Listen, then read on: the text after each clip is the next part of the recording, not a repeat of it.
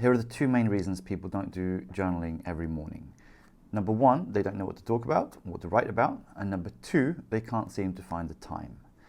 Now, the time thing is something that I find very fascinating because we often have time for lots of stuff that isn't important, and then we end up prioritizing the wrong things and we lose out. So one tip that I give to people when it comes down to this is look at your mornings, and if there's something that you do every morning, for example, like making yourself a cup of tea or putting the coffee on, and then what you do is you do something called habit stacking.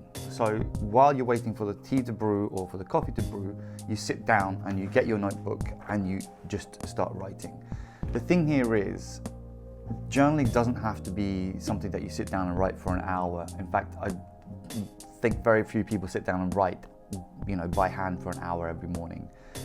If you can do 5 minutes, that's amazing. If you can do 3 minutes, it's a start. Now, you should be brewing your tea for at least 3 minutes anyway, so drop the tea bag in or do whatever routine you do and then write until the tea is ready. And then if you want to continue writing with a cup of tea or a cup of coffee, you're onto an absolutely amazing start. If you do this as a daily routine, it's going to make absolute wonders in your life because it's time that you have. And for me, that moment of, having my cup of coffee and writing, it creates a real special moment for me because now, because I got so used to it, just having a cup of coffee is almost hard to not sit and write at the same time. The second issue, like I said, is about knowing what to write about. Now, I've been writing for 30 odd years, so for me, this is second nature.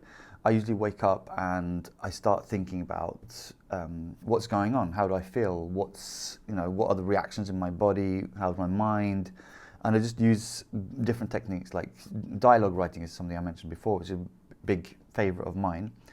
But if you don't know at all, another thing you can do is use writing prompts. So I've got this deck obviously, but you can find writing prompts wherever. Anything can be a writing prompt. I mean, you could take a book title and start writing about, how does this book make you feel, or anything.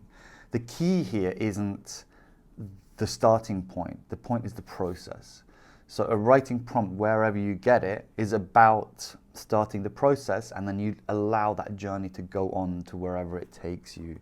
Because this is about peeling layers and layers off your consciousness. And very often, if you imagine, it's like playing sports, and in all sports, you have to warm up. You have to get your body ready to do the exercises, to do the movements that you need to move, to play the game or to do whatever it is. And it's the same thing with journaling. It's about creating that routine around writing. Sometimes it feels awkward. You need to just literally get your hand into that writing mode.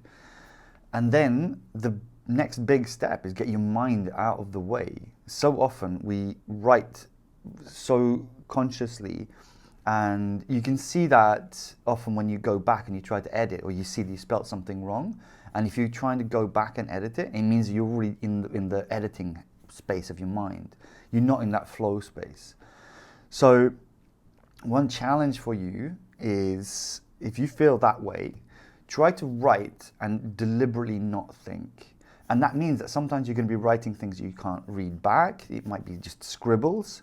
It might be words that don't make any sense. But just let that happen. Just allow yourself to just flow. Start with a prompt and just follow on. Try to blank your mind and just have curiosity around what the pen can come up with. This is a technique that's quite commonly used in different types of journal writing. And it's about allowing that subconscious message to come through, whatever it is. And don't take this too seriously either. It's not like you have to analyze your scribbles and find some kind of secret message about how you really truly feel about something.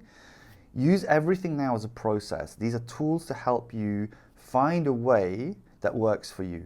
Some techniques work really well for some people, some work really well for other people. Your task right now is to, number one, find the time, and number two, find the way that works best for you when it comes down to journaling. So that's the challenge for today. Try some proper free flow writing. Just try to empty your mind and let the pen just do all the work, and then afterwards just see if you can understand what you wrote.